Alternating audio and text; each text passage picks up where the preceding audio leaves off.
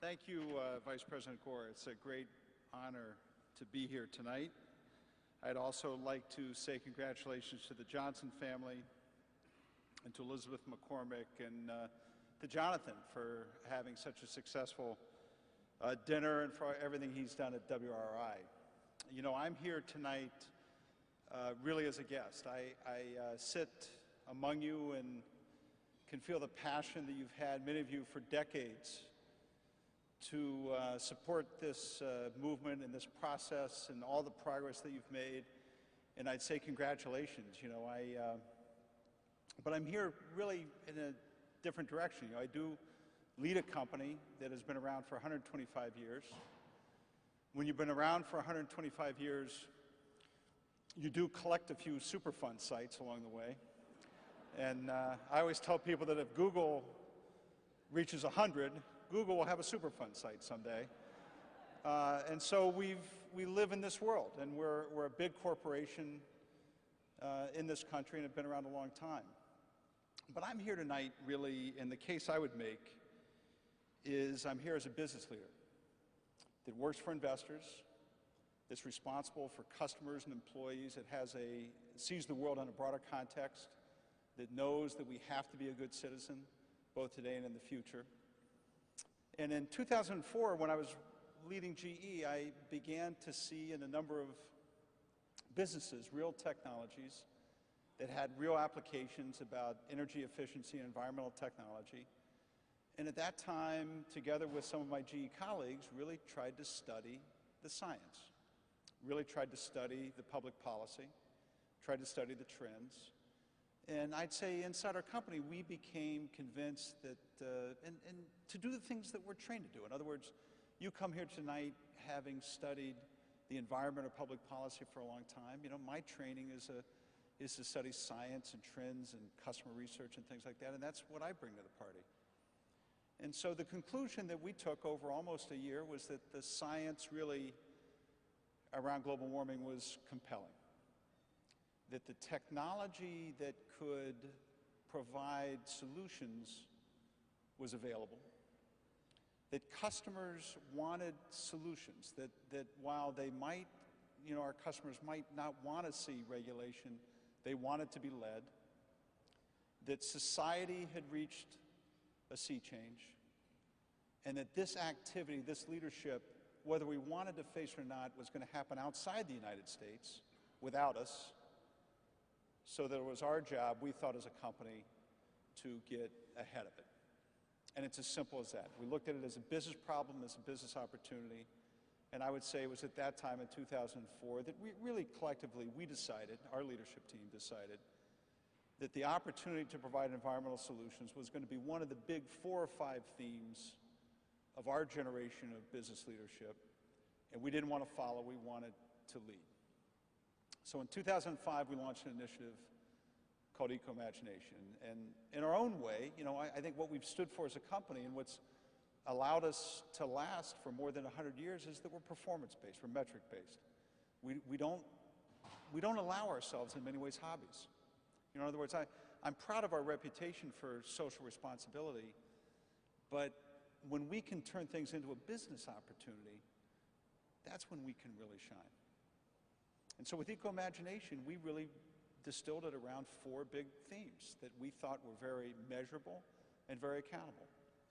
The first thing we said was between 2005 and 2010, we were going to double the R&D in more than 20 products that we thought were going to be key technologies for the next decades, and we wanted to be out front. And because of that, we've got world-class desalination technologies. We've got the most energy efficient and low emissions locomotives. We've got the best jet engines. We've got the best turbines. We've got a huge renewable portfolio of products.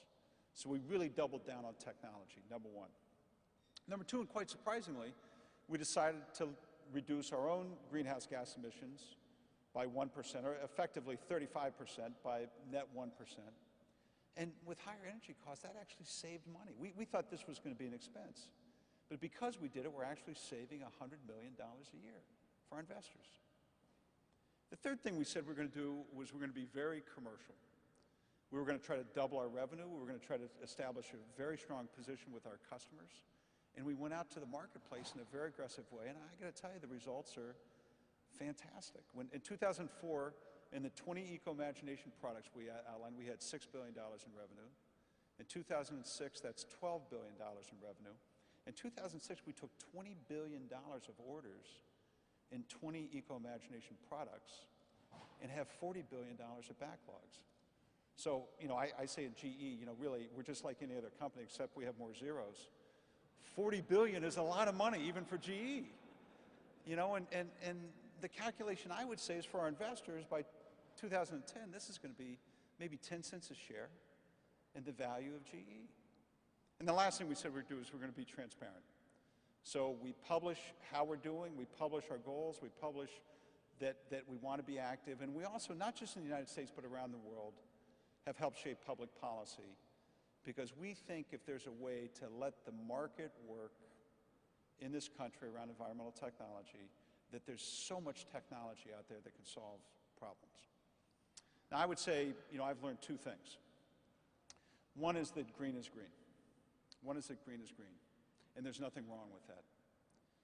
If we can make money solving problems that's pro-investor and does a good thing for society at the same time, no one has to be ashamed about that. And I would tell you that exists right here in this industry today. Not only that, but if we really thought about it expansively, this could be one of the great export industries that exists in this country, that we could be proactive, prospective, and could really carve out a leadership position. And these are technologies that we can sell in China, India, every place around the world. In fact, we just launched 15 new products at the beginning of the year.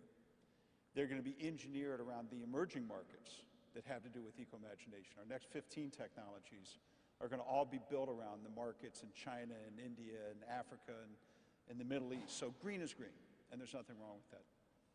The second thing is this subject, and we deal with a lot of them, engenders more cynicism than any initiative I've ever seen, from the right and from the left, from groups everywhere. I always tell people, at our shareholders meeting last year, a lot's written about CEO compensation these days. There's only one day that I feel underpaid, and that's the shareholders meeting at GE.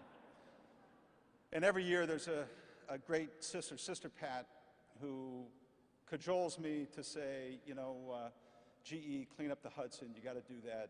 And she is very articulate on your behalf, I might add, to say that. This year she gave her speech in a very polite way, and I'm very fond of Sister Pat. And then on the other side was a Washington, D.C. think tank that was criticizing eco-imagination for being silly science and knocking us down and knocking the company. Sister Pat defended me. I thought, boy, we really either have a great initiative here, or I'm in the seventh ring of hell, something like that. Something's gone on. So there's more cynicism about this than I think there needs to be. And ultimately, optimists and people that work constructively are going to be the ones that help solve this problem. And that's what led me to Jonathan Lash and WRI. And I'd like to congratulate Jonathan, because I think, finally, and I think with his leadership and people like Vice President Gore and others, that this issue of environment, which has historically been cast as a win-lose, as an attack on business on one side and a stiff arm from business on the other to protect the status quo, can eventually be turned into something that is proactive for the economy, that drives competitiveness, that drives many other good things for the broader good. And if we do that, if we can align market incentives with science, with technology, with the need for change, this is truly going to be a tremendous opportunity for business, for environmental groups, and for the broader society. So I accept this on behalf of my great GE team, and look very much forward to making this one of the great areas of change in the 21st century. Thanks very much.